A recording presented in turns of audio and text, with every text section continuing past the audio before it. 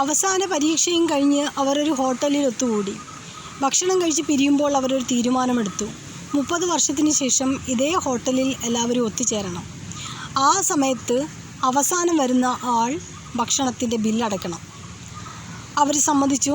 ഈ സമയത്ത് അവിടെ ഉണ്ടായിരുന്ന വെയിറ്റർ പറഞ്ഞു, നിങ്ങളുടെ ഈ ഒരു സംഗമത്തിന് ഞാൻ സാക്ഷിയാകാം.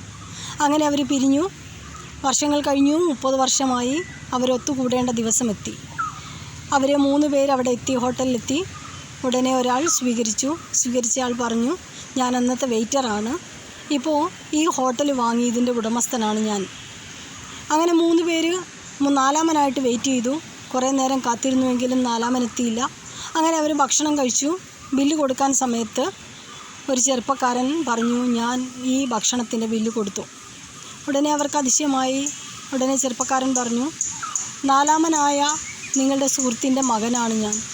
ആ 4-മനായ അദ്ദേഹം മരിച്ചുപോയി. അതുകൊണ്ട് അദ്ദേഹം എന്നെ ഏൽപ്പിച്ചതാണ്, ഇവിടെ എത്താൻ വേണ്ടിയിട്ട് നേരത്തെ ഏൽപ്പിച്ചിരുന്നതാണ്. അങ്ങനെ ഞാനിവിടെ എത്തിയതാണ്. അവർക്ക് 3 പേർക്കും അതിശയമായിപ്പോയി. കാരണം തങ്ങളുടെ സുഹൃത്തിന് വേണ്ടിയിട്ട് കാത്തിരുന്നതാണ്.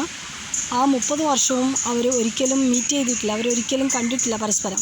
വളരെ കണ്ടുമുട്ടാൻ ഒരുപാട് സാഹചര്യങ്ങൾ ഉണ്ടായിരുന്നിട്ട് പോലും കണ്ടുമുട്ടാതിരുന്ന അവർക്ക് വളരെ സങ്കടമായിപ്പോയി.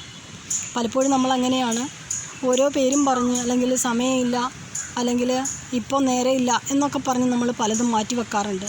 അതിനിടയ്ക്ക് ജീവിതം എന്നുള്ളത് ആസ്വദിക്കാതെ പലപ്പോഴും മരണത്തിന് കീഴ്പ്പെടേണ്ടതായിട്ടും വരുന്നുണ്ട്.